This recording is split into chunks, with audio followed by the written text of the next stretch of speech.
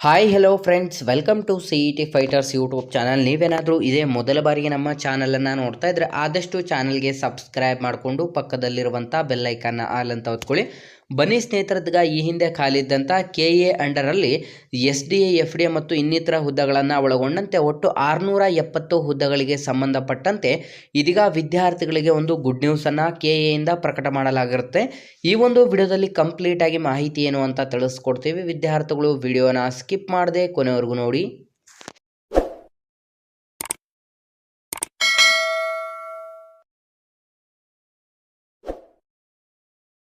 ಇಲ್ಲಿ ಕಾಣಿಸ್ತಾ ಇದೆ ನೋಡಿ ಸ್ನೇಹಿತರೆ, ಕರ್ನಾಟಕ ಪರೀಕ್ಷಾ ಪ್ರಾಧಿಕಾರ 20/6/2024 ಕರ್ನಾಟಕ ಎಕ್ಸಾಮಿನೇಷನ್ ಅಥಾರಿಟಿ KAಯಿಂದ ಅಧಿಕೃತವಾಗಿ ವಿವಿಧ ಇಲಾಖೆ ಅಥವಾ ನಿಗಮ ಅಥವಾ ಮಂಡಳಿಗಳ ಅಂತಿಮ ಆಯ್ಕೆ ಪಟ್ಟಿ ಪ್ರಕಟಿಸುವ ಬಗ್ಗೆ ಅಂತಾನೂ ಕೂಡ ತಿಳಿಸಲಾಗಿದ್ದು, ಕರ್ನಾಟಕ ಪರೀಕ್ಷಾ ಪ್ರಾಧಿಕಾರದಿಂದ ದಿನಾಂಕ 28/10/2023 25/11/2023 ಕೆಳಗಿನ ನಿಗಮಗಳಲ್ಲಿ ಖಾಲಿದ್ದಂಥ ವಿವಿಧ ಹುದ್ದೆಗಳಿಗೆ ಪರೀಕ್ಷೆಗಳನ್ನು ನಡೆಸಲಾಗಿತ್ತು. ಸ್ನೇಹಿತರೆ, ಆ ಒಂದು ನಿಗಮಗಳು ಯಾವುದು ಅಂತ ನೋಡಿದ್ರೆ ಕರ್ನಾಟಕ ಆಹಾರ ಮತ್ತು ನಾಗರಿಕ ಸರಬರಾಜು ನಿಗಮ ನಿಯಮಿತ ಮತ್ತು ಕರ್ನಾಟಕ ಕಟ್ಟಡ ಕಾರ್ಮಿಕ ಮತ್ತು ಇತರೆ ನಿರ್ಮಾಣಗಳ ಕಾರ್ಮಿಕ ಕಲ್ಯಾಣ ಮಂಡಳಿ, ಕರ್ನಾಟಕ ರಾಜ್ಯ ವಿದ್ಯುನ್ಮಾನ ಅಭಿವೃದ್ಧಿ ನಿಗಮ ಮಂಡಳಿ, next Mysuru sales and international limited, ಸೈನಿಕ ಕಲ್ಯಾಣ ಮತ್ತು ಪುನರ್ವಸತಿ ಇಲಾಖೆ. ಟೋಟಲ್ 5 ಇಲಾಖೆಗಳಲ್ಲಿ ವಿವಿಧ ಹುದ್ದೆಗಳಿಗೆ ಒಟ್ಟು 670 ಹುದ್ದೆಗಳಿಗೆ ವಿದ್ಯಾರ್ಥಿಗಳಿಂದ ಅರ್ಜಿಗಳನ್ನು ಆಹ್ವಾನಿಸಲಾಗಿ ಈ ಒಂದು ಹುದ್ದೆಗಳಿಗೆ ಸಂಬಂಧಪಟ್ಟಂತೆ ಎಕ್ಸಾಮ್ಸ್ ಕೂಡ ಕಂಪ್ಲೀಟ್ ಆಗಿರುತ್ತದೆ.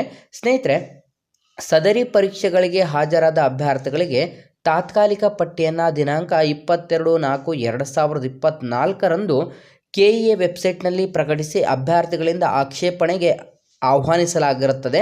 ಅದರಂತೆ ಸ್ವೀಕೃತವಾದಂಥ ಆಕ್ಷೇಪಣೆಗಳನ್ನು ಪರಿಶೀಲಿಸಿ ಈ ಒಂದು ಪರಿಷ್ಕೃತ ತಾತ್ಕಾಲಿಕ ವಿದ್ಯಾರ್ಥಿಗಳ ಅಂಕಪಟ್ಟಿಯನ್ನು ದಿನಾಂಕ 7/6/2024 ವೆಬ್ಸೈಟ್ನಲ್ಲಿ ಪ್ರಕಟಿಸಲಾಗಿರುತ್ತೆ.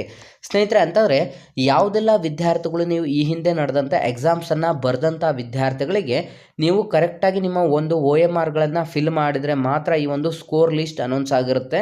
ಆ ಒಂದು ಸ್ಕೋರ್ ಲಿಸ್ಟ್ ನೀವು ಯಾವೆಲ್ಲ ಎಕ್ಸಾಮ್ಸನ್ನು ಬರೆದಿರ್ತೀರ ಆ ಒಂದು ಸ್ಕೋರ್ ಲಿಸ್ಟನ್ನು ನೋಡಿಕೊಂಡಿರುವಂಥ ವಿದ್ಯಾರ್ಥಿಗಳಿಗೆ ಇದೀಗ 4/6/2024 ಮಧ್ಯಾಹ್ನ 12 ಗಂಟೆಯವರೆಗೆ ಆಕ್ಷೇಪಣೆ ಸಲ್ಲಿಸಲು ಅಭ್ಯರ್ಥಿಗಳಿಗೆ ಅವಕಾಶವನ್ನು ನೀಡಲಾಗಿತ್ತು. ಅದರಂತೆ ಪ್ರಾಧಿಕಾರದಿಂದ ನಿಗದಿಗೊಳಿಸಲಾದಂಥ ಇಮೇಲ್ ಮೂಲಕ ಸ್ವೀಕೃತವಾದಂಥ ಒಂದು ವಿದ್ಯಾರ್ಥಿಗಳ ಆಕ್ಷೇಪಣೆಯನ್ನು ಪರಿಶೀಲಿಸಿ ಅಂತಿಮ ಅಂಕಪಟ್ಟಿಯನ್ನು ವೆಬ್ಸೈಟ್ನಲ್ಲಿ ಕೂಡ ಪ್ರಕಟ ಮಾಡಲಾಗಿರುತ್ತೆ. ಈ ಒಂದು ವೆಬ್ಸೈಟ್ನಲ್ಲಿ ಅಂತಿಮ ಅಂತಂದರೆ ಫೈನಲ್ ಸ್ಕೋರ್ ಕಾರ್ಡನ್ನು ಕೂಡ ವಿದ್ಯಾರ್ಥಿಗಳಿಗೆ ಅಪ್ಲೋಡ್ ಮಾಡಲಾಗಿದ್ದು, ವಿದ್ಯಾರ್ಥಿಗಳು ನಿಮ್ಮ ಒಂದು ಸ್ಕೋರ್ ಎಷ್ಟಾಗಿರುತ್ತೆ, ಯಾವ ಇಲಾಖೆಗೆ ಸಂಬಂಧಪಟ್ಟಂತೆ ಯಾವ ಹುದ್ದೆಗಳಿಗೆ ನೀವು ಎಕ್ಸಾಮ್ಸನ್ನು ಅಟೆಂಡ್ ಮಾಡಿದರೆ ಆ ಒಂದು ಇಲಾಖೆಗೆ ಸಂಬಂಧಪಟ್ಟಂತೆ ನಿಮ್ಮ ಒಂದು ಸ್ಕೋರ್ ಲಿಸ್ಟನ್ನು ಅನೌನ್ಸ್ ಮಾಡಲಾಗಿರುತ್ತೆ.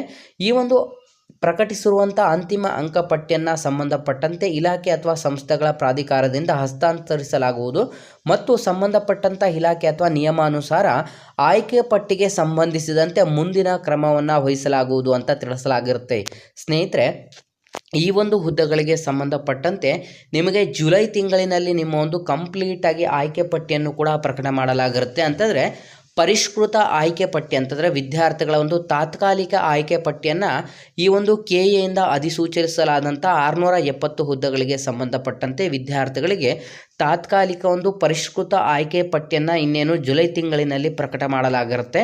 ಸ್ನೇಹಿತರೆ, ಹಾಗಾಗಿ ವಿದ್ಯಾರ್ಥಿಗಳು ನೀವು 670 ಹುದ್ದೆಗಳಿಗೆ ಸಂಬಂಧಪಟ್ಟಂತೆ ಎಕ್ಸಾಮ್ಸನ್ನು ಬರೆದು ನಿಮ್ಮದು ಎಷ್ಟು ಸ್ಕೋರ್ ಆಗಿದೆ ಅಂತ ನೀವು ಕಂಪ್ಲೀಟಾಗಿ ನೋಡ್ಕೊಂಡಿದ್ದೀರಾ ಅಂತಂದರೆ ಈ ಒಂದು ಜುಲೈ ತಿಂಗಳಿನಲ್ಲಿ ನಿಮ್ಮ ಒಂದು ಸೆಲೆಕ್ಷನ್ ಲಿಸ್ಟ್ ಕೂಡ ಅನೌನ್ಸ್ ಆಗುತ್ತೆ. ಆ ಒಂದು ಸೆಲೆಕ್ಷನ್ ಲಿಸ್ಟಲ್ಲಿ ನಿಮ್ಮ ಹೆಸರು ಬಂದಿದೆಯೋ ಇಲ್ವೋ ಅಂತಲೂ ಕೂಡ ನೀವು ಚೆಕ್ ಮಾಡ್ಕೋಬೋದು. ತುಂಬ ಜನ ವಿದ್ಯಾರ್ಥಿಗಳು ಈ ಒಂದು 670 KAಯಿಂದ ಅಧಿಸೂಚಿಸಲಾದಂಥ ಹುದ್ದೆಗಳಿಗೆ ಸಂಬಂಧಪಟ್ಟಂತೆ ತುಂಬ ಜನ ಕಮೆಂಟ್ ಕೂಡ ಮಾಡಿ ಕೇಳ್ತಾ ಇದ್ರು. ಹಾಗಾಗಿ ಇದೀಗ ಅಫಿಷಿಯಲ್ ಆದಂಥ ಒಂದು ಮಾಹಿತಿ ಕೂಡ ಪ್ರಕಟವಾಗಿರುತ್ತೆ. ಸ್ನೇಹಿತರೆ, ಈ ಒಂದು ಅಫಿಷಿಯಲ್ ಆದಂಥ ಮಾಹಿತಿ KAಯಿಂದ ಪ್ರಕಟವಾಗಿದ್ದು ವಿದ್ಯಾರ್ಥಿಗಳಿಗೆ ಒಂದು ಗುಡ್ ನ್ಯೂಸ್ ಕೂಡ ಆಗಿರುತ್ತೆ. ಇನ್ನೇನು ಕೆಲವೇ ದಿನಗಳಲ್ಲಿ ನಿಮ್ಮ ಒಂದು ತಾತ್ಕಾಲಿಕ ಆಯ್ಕೆ ಪಟ್ಟಿ ಕೂಡ ಲಭ್ಯವಾಗುತ್ತದೆ. ಹಾಗಾಗಿ ವಿದ್ಯಾರ್ಥಿಗಳು ಆದಷ್ಟು ವಿಡಿಯೋನ ಲೈಕ್ ಮಾಡಿ ಮತ್ತು ಯಾರೆಲ್ಲ 670 ಹುದ್ದೆಗಳಿಗೆ ಸಂಬಂಧಪಟ್ಟಂಥ ಎಕ್ಸಾಮ್ಸ್ ಬರೆದಂಥ ವಿದ್ಯಾರ್ಥಿಗಳಿಗೆ ಈ ಒಂದು ವಿಡಿಯೋನ ತಲುಪುವವರಿಗೆ ಶೇರ್ ಮಾಡಿ ಮತ್ತು ಇನ್ನೂ ಹೆಚ್ಚಿನ ಉದ್ಯೋಗ ಮಾಹಿತಿಗಾಗಿ ಇಂದ ನಮ್ಮ ಚಾನಲ್ಗೆ ಸಬ್ಸ್ಕ್ರೈಬ್ ಮಾಡ್ಕೊಳ್ಳಿ ಅಂತ ತಿಳಿಸ್ತಾ ಇದ್ದೀವಿ ಸ್ನೇಹಿತರೆ.